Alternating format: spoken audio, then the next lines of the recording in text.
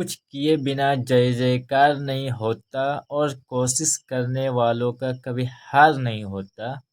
जय हिंद दोस्तों, स्वागत है आपके अपने YouTube channel target your goals पे। जैसा कि आप लोगों के लिए मैं हर दिन कुछ ना कुछ लेकर के आते रहता हूं, तो आज मैं आप लोगों के लिए लेकर के आ चुका हूं विज्ञान का पूरी बुक के 50 सबसे इम्पोर्टेंट टॉपिक्स जो हर साल एग्ज़ाम में आते रहते हैं, और ये बहुत ही इम्पोर्टेंट टॉपिक्स है। अगर आप इसको अच्छे से कर लेते हैं तो आप कोई ये टॉपर भी बना सकता है। ठीक है, तो चलिए स्टार्ट करते हैं कि आपको क्या ऐसा टॉपिक पढ़ना है जो आपको टॉपर बना दे। ठीक है, तो चलिए स्टार्ट करते हैं। सबसे पहले अध्याय 1, रासायनिक अभिक्रिया और समीकरण। ये रहा आपका फर्स्ट चैप्टर। ठीक है, जिसमें से आपको क्या पढ़ना है, संयोजन तथा वियोजन अभिक्रिया। क्या पढ़ना है, संयोजन तथा वियोजन अभिक्रिया। उसके बाद ऊष्माक्षेपी तथा ऊष्माशोषी अभिक्रिया पढ़ना है, एवं रासायनिक समीकरण संतुलित करने की विधि। ठीक है, ये आपका 3 टॉपिक इसमें अध्याय 1 में बहुत ही इम्पोर्टेंट है, तो आप इसको बहुत ही अच्छे तरीके से कर लीजिएगा। चलिए नेक्स्ट चैप्टर, अध्याय 2, अम्ल क्षार और लवण। ठीक है, अम्ल क्षार तथा लवण की परिभाषा तथा उदाहरण, यह आपका इम्पोर्टेंट टॉपिक है।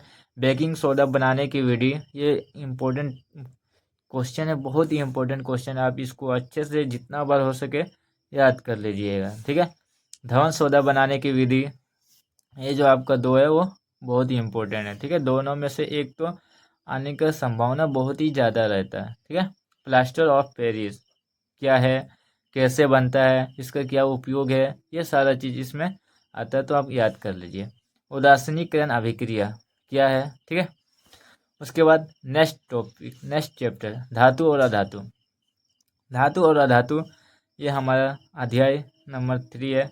धातु और अधातु में अंतर बताना है। ठीक है, भौतिक रूप से, रासायनिक रूप से, बहुत ही इम्पोर्टेंट क्वेश्चन है, तो आप इसको भी कर लीजिए।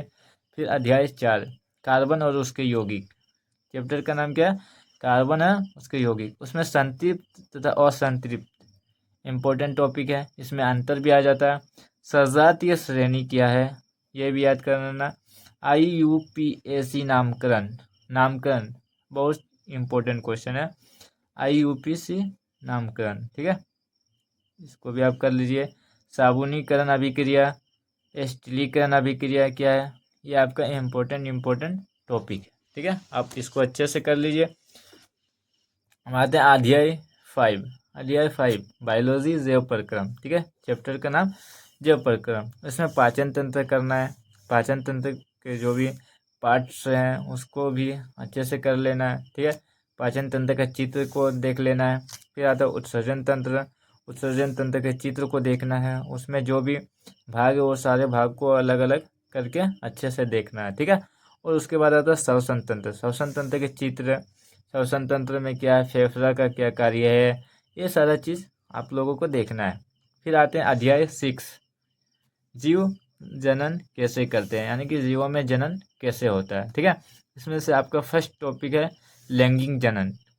ठीक है, और लैंगिक जनन, ये दोनों बहुत ही इम्पोर्टेंट है। परागन स्वपरागन में अंतर, पुष्प की संरचना बहुत ही इम्पोर्टेंट।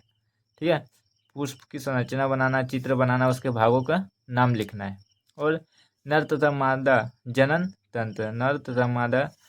तंत्र कैसे नर मादा जनन करते हैं, ये सारा चीज़। ठीक है, अब आ गया अध्याय 7, नियंत्रण एवं समन्वय। चैप्टर का नाम क्या है, नियंत्रण एवं समन्वय। इसमें आपको मानव मस्तिष्क पढ़ना है। क्या पढ़ना है, मानव मस्तिष्क पढ़ना, उसके भाग पढ़ना है।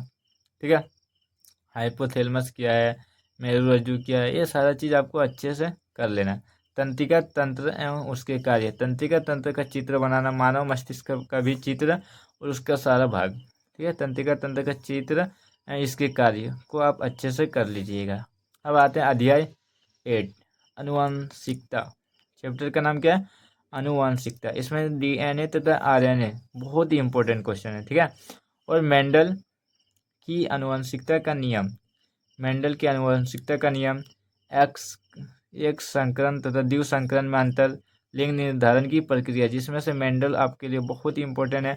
ये इंपॉर्टेंट आपके लिए हर चीज़ है। ठीक है, ये पूरे बुक से जो मैं 50 क्वेश्चन लेकर के आया हूँ ना, वो हर एक टॉपिक्स आपके लिए बहुत ही इम्पोर्टेंट है। तो आप इसको मतलब ये सोच के पढ़िए कि नहीं यही एग्ज़ाम में आने वाला है, और इसको अच्छे से कर लीजिएगा। अगर आपको भी अच्छा खासा नंबर उठाना है, तो अगर आप इस 50 क्वेश्चन को अच्छे से कर लीजिएगा तो आपको हो सकता है ये टॉपर भी बना दे। ठीक है। लिंग निर्धारण की प्रक्रिया, लिंग निर्धारण कैसे होता है, ठीक है, तो ये आपके लिए इम्पोर्टेंट। अब आते हैं अध्याय 9, प्रकाश का परावर्तन तथा अपवर्तन, फिजिक्स चैप्टर। ठीक है। प्रकाश का परावर्तन और नियम। प्रकाश के परावर्तन क्या है, उसके कितने नियम है, नियम कौन कौन से हैं, ये कर लेना आपको। प्रकाश का अपवर्तन और नियम, ठीक है, प्रकाश का अपवर्तन भी देखना है, उसके नियम क्या क्या है। अवतल और उत्तल दर्पण से प्रतिबिंब, क्या है, अवतल और उत्तल दर्पण से प्रतिबिंब। और एक आता है अवतल और उत्तल दर्पण में अंतर बताएं। ठीक है। अवतल दर्पण का उपयोग, उत्तल दर्पण का उपयोग, ये आपका आता है। मतलब बहुत ही इंपॉर्टेंट क्वेश्चन है। इससे आपको कुछ ना कुछ आएगा, या तो आ जाएगा अवतल और उत्तल में अंतर बताएं, अवतल दर्पण या उत्तल दर्पण की प्रतिबिंब में क्या अंतर है वो बताएं, या इस दोनों का उपयोग, कुछ भी आ सकता है। लेंस से प्रतिबिंब का निर्माण, लेंस में प्रतिबिंब का निर्माण कैसे होता है वो आ जाएगा। चित्र बनाना है वो आ जाएगा। लेंस की क्षमता, लेंस की क्षमता क्या है, ठीक है, उसको किसके द्वारा मापते हैं, ये आप लोगों के लिए इम्पोर्टेंट टॉपिक्स है। ठीक है। नेक्स्ट अध्याय 9, मानव नेत्र तथा रंग बिरंगा संसार। अध्याय 9, मानव नेत्र तथा रंग बिरंगा संसार। मानव नेत्र हर इंसान के लिए, या इंसान के बोले हर वो जीवित चीज़ों के लिए जिसको इस संसार को देखना है ना, उसमें सबसे जो महत्वपूर्ण ज्ञानेंद्रिय है वो मानव नेत्र है।